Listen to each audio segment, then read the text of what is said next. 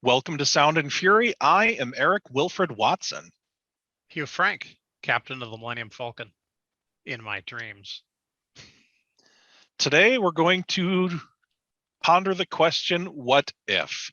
So instead of reviewing the final episode of What If, we're just going to leave that as a big old cliffhanger and not tell you what we think. Instead, we're going to ponder what if non-Marvel related things had a multiverse. And we are the Watchers, and we are going to see what other universes are out there not related to Marvel. Exactly.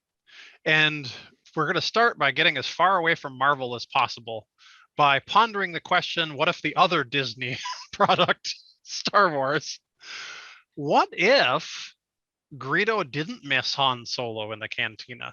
McConkey.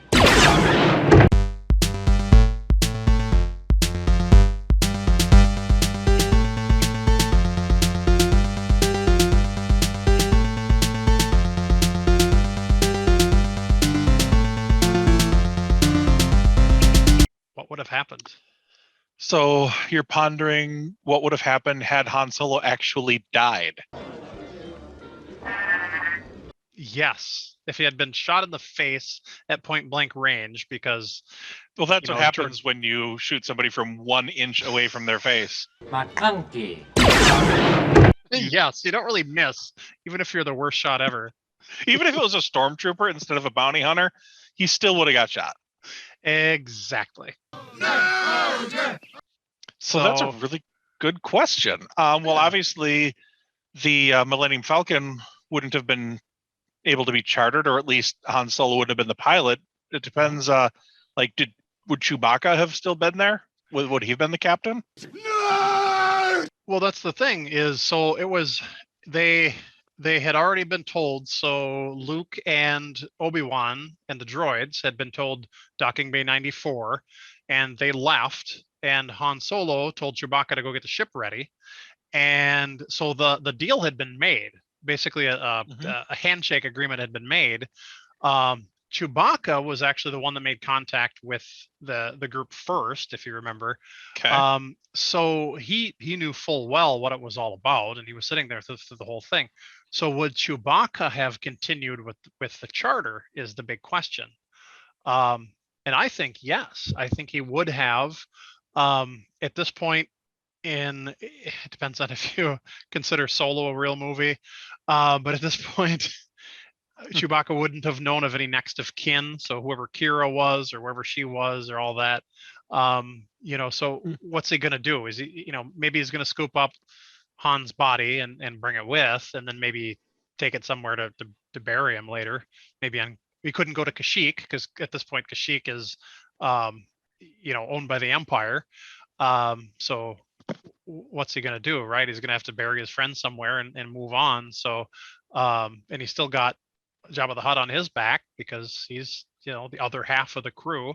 And we find out in Return of the Jedi, bring me Solo and the Wookiee. He wants both of them. Yeah, that's true. Yeah, he's willing to pay 35,000, no less. 1 million space bucks for Chewbacca. So he's still got a price tag on his head. He's got to do something. What if Han Solo had life insurance and Chewbacca was able to pay off Jabba the Hutt, and I would have flown off before Luke and Obi-Wan were even there? Maybe they just chartered a random different pilot. Well, yeah, that's true. But they'd already made that deal. So on 2000 plus 15 when they reached Alderaan. So I think smugglers and life insurance don't necessarily go hand in hand. True. Yeah. I was just thinking of a way that it wouldn't have even been the Millennium Falcon that was there to give him the ride. Well, it was. Wait a minute. What? Say again? Well, if circumstances were different, maybe they would have just chartered a different starship altogether. Yeah. Hey, your pilot's dead, so let's go with somebody else. Yeah. Kind of like that. Yeah, maybe they hired like the hammerhead-looking dude. Oh yeah, the Ithoran guy. Yeah, it could be. Until he was less of a convincing romance for Princess Leia and the hammerhead guy. I love you. I know. Or like maybe the guy with a nutsack chin, or I don't know.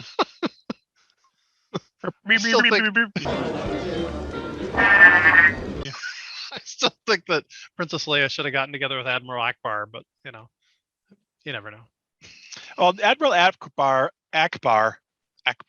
he never wants to get trapped in a relationship. It's a trap! That's true.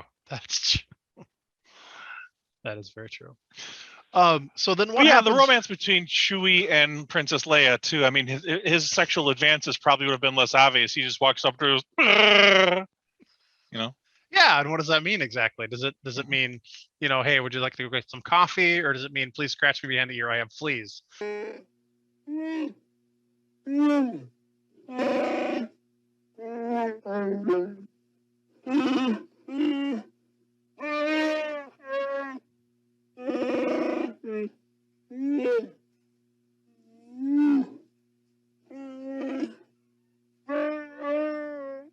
could mean any number of things until you get to speak Shrillywook, which we find out later that Han Solo apparently did the whole time because he learned it in smuggler school. Well, it makes sense he'd understand the language. He knew what Chewbacca was saying, but the fact that he could make those vocalizations himself was kind of... I guess some people understand French but can't speak it. Yeah. Well, I mean, every word means surrender. So it's not a hard language to interpret, but speaking it is there's so many different words for surrender. That's the dialect is very Red, white, and blue for the United States. Whereas the French more properly used the same colors in the order blue, white, and red. But no, it's an interesting concept. It would have been a very different movie, obviously. And would Chewbacca have gone with the money after the job was complete, or would he have turned around and rescued, I knew there was more than you than money moment, or Chewbacca came back, or when Han Solo came back, or would have would he been gone with the money and not come back, and then Luke Skywalker would have died on the Death Star run? I think Chewie, well, there's that too. And I think in order to keep it kind of going in a positive, because you still need to have other movies.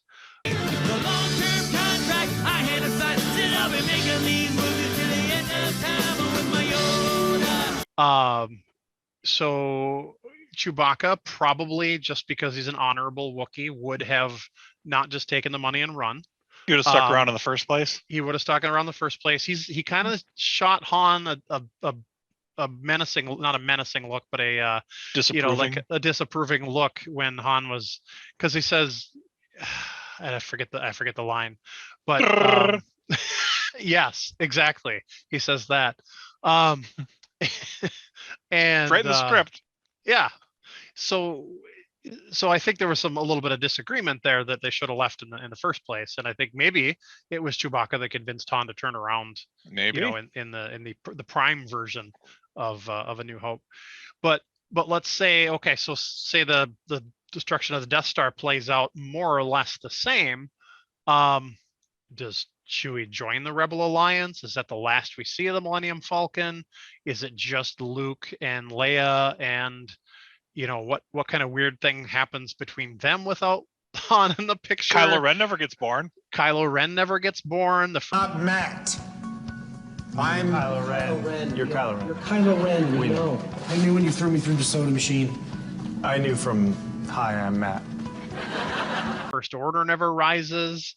You've got So, man, it's kind of like the Jedi Order have fallen under Luke Skywalker if there is no Kylo Ren to mess it up. I don't know. That's very interesting. Very interesting. That would have been a big change. Yeah, it would have. Yeah. So, or would have a different villain rose up in this place? I mean, you never know. It's infinite possibilities. It's like Star Trek, the IDIC philosophy of Planet Vulcan: infinite diversity and infinite combinations. There you go. Yes. But no, it's a good one. That's a pretty good what if. I'm impressed. Thank you very much. Well, is there anything else you have to say about that, or should we sign off? No, I think just no. That's exactly what I meant to say. Yeah. Well, thank you for watching. We will do more of these what if episodes in the very near future. So please subscribe to our channel, buy my book, and then buy my book again. And then after you're done buying my book, hit subscribe and then buy my book. Relentless pitch much? Hi, my name's Eric, and I wrote a book, and you can buy it. And I never would shamelessly self-promote, but I feel it's a duty for me to point out that I wrote a book, and you can buy it. You said duty.